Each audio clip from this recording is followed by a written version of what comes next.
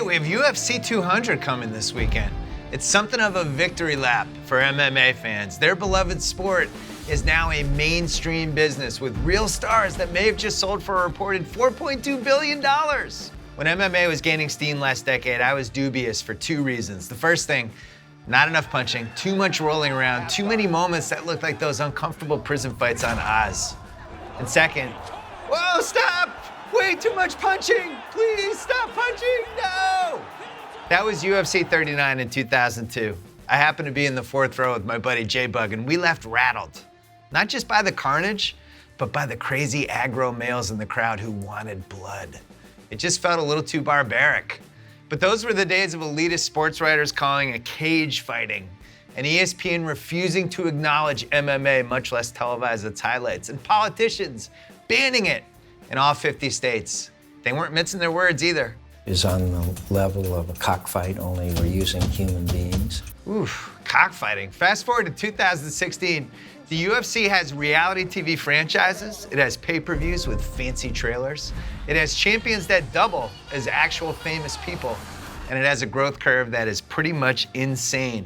It's a sport built for the digital era with Vince McMahon 2.0 leading the way. On YouTube, my videos pull better ratings than television shows do. Ah, I love that Dana White. He even managed to win over that curmudgeon, John McCain. I said you boxed at the Naval Academy. Now, if mixed martial arts was around back then, do you think you'd give it a shot? Absolutely, absolutely. Thank you. Oh, it's not like John McCain to flip-flop. So how did UFC become boxing's main competitor for organized violence? Here's my theory.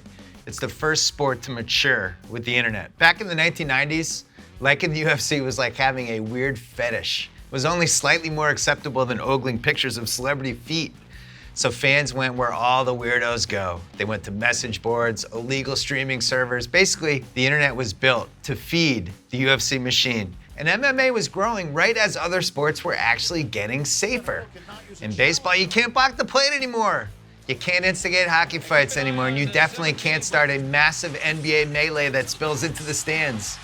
It's a world governed by flagrant one fouls and concussion protocols. Everything is safe, and that's great. But where were we gonna get our stupid violence?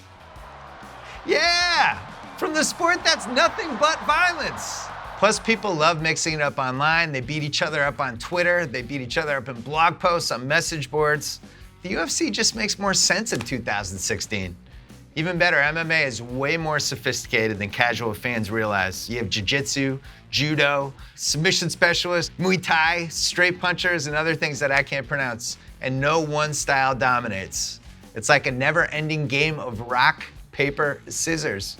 And that's why the UFC fans are so loyal to the brand and not the stars. Yeah, you got your Rouseys, you've got your McGregors, but name another sport where fans wear the logo of the league. I mean, have you ever said to someone, hey, let's get high and watch some MLB? No, you haven't. I hope not anyway. But people do that stuff with UFC, and that's why UFC 200 has arrived. That's why the company is worth over $4 billion.